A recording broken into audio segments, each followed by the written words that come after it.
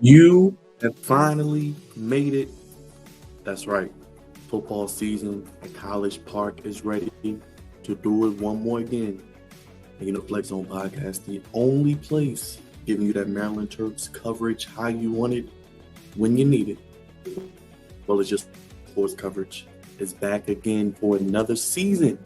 The Flex Zone Podcast is here to break down your Maryland Terps for the 2024 football season as college football is back. We've made it through the dark times. Football is back. The Flex Zone, we ain't never going nowhere. It's the only place giving you sports how you want it, when you need it. We're here to talk about the Maryland Terps as they get ready for a interesting 2024 season with new conference realignment. Divisions are gone. The Big Ten is up in its game, much like a lot of divisions and conferences in college football. And we're going to talk all about it here today on the Flex Zone. Make sure you sack that subscribe button. If you're new, make sure you stick that like button and sound off in the comment section. What are you looking forward to seeing this season from the Maryland Terps? What does this team accomplish? Do they go even higher this season? And we'll do this each and every week if possible. Try to break down the game coming up and give you the news as we get ready for another Maryland Terps football season. But entering this season for the Terps, there are some questions. There are things that we are unaware about. And this usually happens with a lot of teams sometimes coming into a new college football season with the new rules of transfer portal and NIL dealings and just the amount of capital that goes back and forth. It's pretty much open season. It's like free agency. It is like pretty much the highest bidder wins. Guys jumping from program to program, school to school, conference to conference over their years of eligibility is always something to keep an eye on. And I think with this Maryland Terps team, and like a lot of teams in college football, you really won't know anything until they step on the field week one. And that's the same thing with this Maryland Terps football season. It starts and ends, in my opinion, with the quarterback position, the most important position in all of sports. The Terps, they had a guy in Talia Tagovailoa, Little Tua last year, and the previous few years, who broke all the Maryland passing records, was prolific, could sling the football all over the field. But in the end, his time in Maryland did come to an end.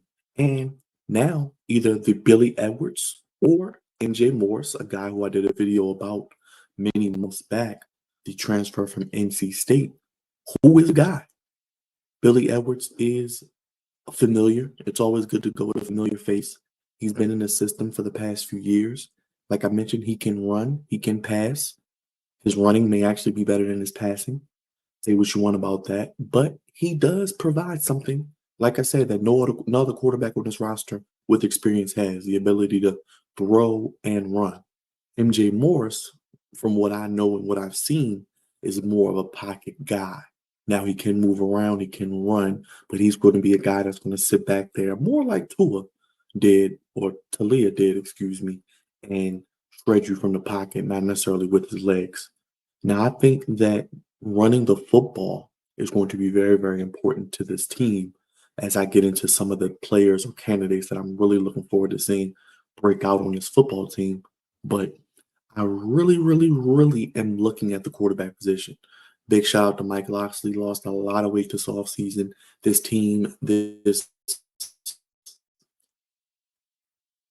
program seems to have a reinvigoration. They're calling it Terpsville, so they're encapsulating Baltimore, the surrounding areas, the DMV, DC, Virginia. They are looking to really cast their net in this area and be the school that guys in a very talented, rich area. For many, many years in many, many sports, we have not been able to recruit well, especially in football. And I think that there is a focus with Mike Loxley, with Damon Evans, with now some NIL dollars, transfer portal dealings. This team really, really wants to try to compete. Now, the Big Ten is not getting any easier. We know the names that are going to be there: USC, Oregon, Washington, and it will alternate years going on, years moving forward. But we'll see these teams in College Park this season as USC actually comes to Terpsville on homecoming. And I'll get to the schedule in a second, and I'll look at last year's standings. But it starts and ends with the quarterback position. Billy Edwards, MJ Morris. I think we're going to see Billy Edwards, obviously, tomorrow in their first game against UConn. He will get the majority of the snaps. I do think we'll get a look at MJ Morris as well, because I expect the Terps to have a comfortable lead going into fourth quarter. I think they're 20.5-point favorites according to your local sports book betting sites or platforms. They're 20.5-point favorites. Jim Moore is a coach at Connecticut, pretty much trying to turn their program around. They're still rebuilding. I think they're probably at least another 2 or 3 years away from being something to talk about. And honestly, we don't know what they're going to do in their division as far as what conference they're going to belong to. They may be going independent. I don't know what UConn's doing. Only thing I know is UConn basketball. Dan Hurley and that back-to-back UConn national championship team going for a three-peat, they are the standard in college basketball. But college football, we already know UConn. They ain't doing much of anything. Next, I want to look at the offensive line, the big boys up front. When you play in the Big Ten, when you play in a division that is black and blue, you got to run the football. You got to protect your quarterback. And much like what we'll talk about with the Baltimore Ravens, the offensive line. Who are the 5 guys that are going to start for whoever the quarterback is? Can these guys protect? Can these guys create running lanes for Ramon Hemby? For an opportunity for whoever the quarterback is to get the ball to some of the playmakers on the outside. I really, really think the offensive line is going to be a key in hand, in conjunction with the quarterback on the offensive side of the ball. I think skill players, the Terps do a decent job getting skill guys, but it's about getting those big guys up front. That's going to elevate you from a 6 or 7 win team to a team that can win 9, maybe 10 games when you can win up front. And it goes to the defense as well. The defensive line, can they stop the run? Can they get after opposing QBs and really establish some sort of pass rush? And can they stop people in the secondary? Limit big plays. Can they force turnovers? Help out their offense, give them short fields, get off the field on third down. These are things I'll be looking forward to the next couple of weeks. Now, last season with the Big Ten, there were divisions. We know how that played out. Maryland did make another bowl game. They won another bowl game, and they are pretty much kind of in that middle range, which we've seen a lot of. And as I do pull up the standings here, you see, last season, Michigan won a national championship. They were 9-0. Ohio State 8-1, who is a lot of people's favorites to win the national championship. Ryan Day has a loaded roster. And the Maryland Terps don't play them this season, so they get no Michigan, no Ohio State, but they do sub in USC and Oregon. So take for that what you will.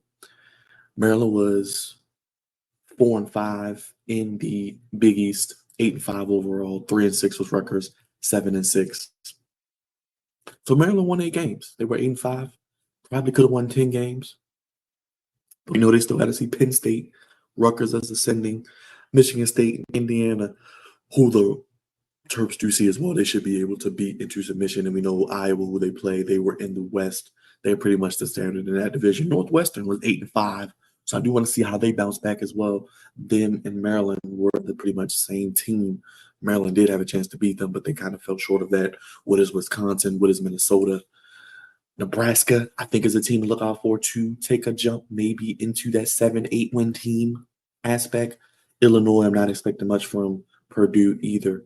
But now adding in a USC, a Oregon, a Washington, these teams are going to be interesting to watch and look forward to. Now, breakout candidates, before I get into the schedule, I don't really know a lot about a lot of these guys just because I think that the Maryland Terps, as I mentioned, there's a lot of unknowns. There are a lot of things that we do not know about this team, offensively and defensively. As I mentioned, special teams is something to look forward to. Who's the kicker? The punting situation, the returning situation. Do they have a guy that can reliably give them points when they have opportunities, making kicks, making extra PATs? Things like that are going to be very, very, very paramount. Now, looking at this schedule, I do want to get to the schedule because I don't want to keep you guys too long, but I think it's clear they win tomorrow. Do they cover the 20.5? I don't know. I don't even know. I don't know, because do they win 35, 20? UConn isn't very good. So maybe they do have a chance to cover that 20.5 point spread. I could see a 34-23 game, 34-20. I don't know if they cover the 20.5. I'm not super confident on that because Maryland is notoriously a slow starter when it comes to their season openers. Last year, they started kind of slow. They did a really, really big time job of getting it done. But they got to win the games they're supposed to win when it pertains to this schedule because it's not going to get any easier moving forward the next few years. Now, I do think that with that being said, Maryland has potential. We know about the recruiting, the quarterback. Next year, Malik Washington, he's coming in. We know some of the recruits, guys they've been able to flip from other programs, getting some 3-star, some 4-star recruits to really help out this team, really help this team compete in a difficult Big Ten. If you thought the Big Ten was difficult before, it'll be even difficult this year. Let's look at the schedule. We got UConn on Saturday, 12 p.m. That is in less than 24 hours. That'll be on Fox Sports 1. If you want to watch it, you can listen to it on the Maryland Radio Network on 105.7 locally. I think they beat UConn. Like I said, I can see a 34-23, 34-20, 37-24 victory for the Terps. I do think this is an opportunity for not only Billy Edwards, but MJ Morris to get some run. I think Ramon Henry is your offensive MVP, in my opinion. I think he could rush for 12 to 1,500 yards. If he's healthy, he could give you 10 to 15 touchdowns. I'm just really, really looking forward to a big-time season from Ramon Henry. He looks good. He is a guy in the Big Ten. In the hierarchy of running backs, he's one of the best. And I think he will really start to make a name for himself this season. I think they beat UConn. As I mentioned, Michigan State last year was terrible. They're still going through a rebuild. They were 4-8. You got to win that as well. I see that happening. I think they start off 2-0. And I think we've seen that over the past few years. They've done a good job scheduling games the first 3 to 4 weeks of the season with favorable matchups. But my real question is, are they going to play down to the level of competition, or are they going to elevate their game? Mike Loxley talked about sacrifice. Mike Loxley looks great. He lost a lot of weight. They brought in a lot of guys. The practices seem to be going well. As I mentioned, this is the season of unknowns. This is the season of first. But I do think that they can get off to a clean 2-0 start. They go to Virginia. That's Saturday on the 14th, an 8 p.m. primetime game. The Michigan State game is at 3:30. The UConn game is a noon game, but I think they win 3-0. Then they have Villanova on a Saturday, home game. They should win that. So first of the 3 out of the first 4 are at home. They should win those, get to 3-0, then 4-0 against Villanova, 3 of the first 4 at home. Then they go to Indiana. Indiana, they're rebuilding. They were 3-9 last year. They're probably about the same this year. Do they get a 1 to 2 more wins? Maybe, but they really should start out 4-0. Beat UConn, beat Michigan State, beat Virginia, beat Villanova, beat Indiana. That's 5. Then you get Northwestern at home. That will be a Friday night 8 p.m. Fox game. That is going to probably be a blackout. We need Terpsville to show up. Terps fans, Flex Zone family, if you can get down to the stadium, SICU Stadium. It is a beautiful stadium. It's not a long ride if you're in the area. And I think this is a game that is going to define their season. If they come into this game 5-0, which they should, in all likelihood they will, I think, and they lose this game, then still having a USC at Minnesota, at Oregon, Rutgers, Iowa, Penn State, that could be the game I'm circling as you see my cursor going around this season. I think they beat Northwestern, though. I think they get to 5-6-0. They beat Northwestern at home. They get to 6-0 before homecoming with USC on the 19th, then at Minnesota, which is going to be a tough game. Now, if they could somehow beat Minnesota, that would be great. Going to Oregon is going to be a death sentence. You got to fly from here to Oregon. That's on the Saturday, November. I don't even see the Terps really showing up that game. They'll probably get beat by 30. I just don't see it being a favorable matchup. Dylan Gabriel, UConn, probably going to be one of the 4 or 5 best teams in the country and playing for the opportunity at a national championship with the 12-game playoff teams. Versus Rutgers. Rutgers is ascending. I can see Rutgers. They were 7-6. Could they get to that 8-5, 9-4 range, maybe have around 10 wins like Maryland did last year? I think so. They got some veteran guys. They have a good group of nucleus core young pieces that are getting better. And I think this could be the year they lift off. they could win, like I said, 8, 9, 10 games. So that'll be tough, but it is at home. I think they could win that. You get Iowa at home. Now, that's one of the games I love for them to steal. Iowa doesn't score a lot of points, but their defense is one of the best in the country year in and year out. I would like to see them win that game. I'm going to go out on record. I think they win that game, and I could see them winning that. Then they go to Penn State. That could be an Oregon situation. I don't think they'll be beat by 30, but they could literally get beat by double digits at least. So let's look at the schedule one more time before I get ready to get out of here, guys. I get the win against UConn, 1-0. I'll give you a win against Michigan State, 2-0. Win against Virginia, 3-0. Win against Villanova, 4-0. Indiana, 5-0. Northwestern, 6-0. So I'm on record. I'm live. I have the Maryland Terrapins starting 6-0. This is the season. They have to take advantage of a favorable schedule because it gets no easier next year. You're going to have a lot of tough road games against some of these newer teams in the conference. The Ohio States and Michigan's returns. It's not going to be easy. You don't have Michigan. You don't have Ohio State this year. Yes, you go to Penn State. Yes, you have USC at home. Yes, you go to Oregon. But you get Iowa at home. You get Rutgers at home. You get Northwestern at home.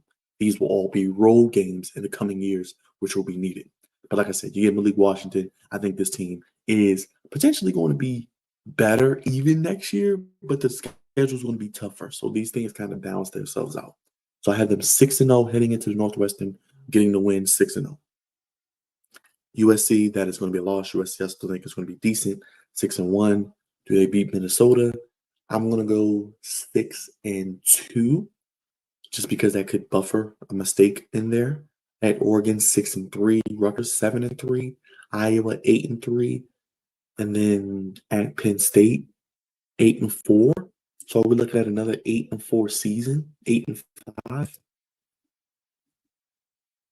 Or get to 9? I don't know. Can they get to 10? Let's look at it again. I don't know. You get UConn, Michigan State, Virginia, Villanova, at Indiana, Northwestern is 6. USC is 6-1. I mean, let's say they beat Minnesota. Minnesota, they were what last year in their division? 6-7. Should Maryland be able to beat them? 7-1. I'll give Maryland that. Let's say they win it. 7-1. At Oregon, 7-2 versus Rutgers, 8-2. Versus Iowa, 9-2, and then at Penn State, 9-3. So, do they go 9-3? I don't believe in it because I don't really trust this team to win their games they're always supposed to. They haven't in the past, and they've let themselves down. They've had hiccups. They've fallen when they weren't supposed to. But I mean, if they can get 9 wins, that would be great. 9-3. Get to a more reputable bowl game, get to a situation where you can really represent this program well, get more recruits, get more transfers, get more NIL dollars. It'll be something to keep an eye on. But I'm going with a 9-3 record. I think they can get there. I think worst case they're 8-4, but they got to get 9 wins. I would love to see them maybe get 10. Probably not likely, but if this is the year they're going to do it, it has to be this year because next year they're going to be struggling to really get around that 8-9 win mark just because of the brutal aspect of the schedule and probably having even a lot more young players as well. But I think the next couple of years for Maryland football, they will be better talent-wise, but so will the competition and the overall schedule that they play year in and year out. But I want to hear from you, Terps team, Terps Nation. What are you looking forward to seeing?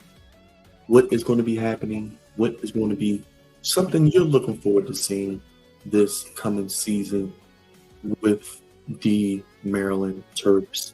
We are your home for Maryland Terps football. We are your home for Maryland Terps post-game reactions, previews, things like this, as you can see. As you know, the Flex Zone podcast, we are the only place giving you your sports how you want it, when you need it. It is God's favorite host getting ready to sign off. Maryland Terps football. Do they get 9 wins? Do they get 10 wins? Do they hover around 8 for another year? What say you? What do you think about the schedule? What do you think about the Big Ten realignment? Who are some of your players you're looking forward to seeing? I'm looking at Ramon Henry, number 24, each and every play. What is he doing in the running game? And maybe even as a pass catcher and blocker. How can he develop and be better at that in 2024? Make sure you hit that subscribe button. Make sure you go ahead and let us know how you're feeling with a thumbs up. stack that subscribe button, stick that like button, and go ahead and bulldoze that bell. What are your thoughts on the Maryland Terps football season, the Big Ten, the conference realignment? How do you see the season playing out? Any players I need to be looking forward to this upcoming season? As I mentioned, there's a lot of unknowns. I don't really know all of these guys. I'll be watching tomorrow. I may have a post-game show to recap my thoughts. But also, if you are into our wrestling content, we will be live also tomorrow for WWE Bash in Berlin from Germany at 1 p.m. Eastern, 10 a.m. Pacific, and of course, 12 p.m. Central Standard Time. But check us out for that as well. And as always, it's the Flex On Podcast, the only place giving you sports how you want it, when you need it. God's favorite host getting ready to sign off. Another football season for the Maryland Terps is here. You made it. I can't wait to see how the season plays out. Hopefully, for their sake, it is really a memorable season where they can get maybe double-digit wins, a favorable schedule, a talented roster. Mike Loxley seems locked in. And we're locked in here with you in the Flex On Podcast. And we'll see you in the next video because the Maryland Terps will get it done tomorrow. I'm going to say 34-20. Let's see what happens. Stay tuned. It's the Flex On Podcast. Let me know your thoughts for the season down below. Have a good day, everybody. I'll see you for kickoff tomorrow. And I'll see you afterwards with a post-game, some reactions, and recap here on the Flex On Podcast. And we'll be with you all season. Let me know what you want to see moving forward. There'll be more content on the channel as Maryland Terps begin the 2024 season.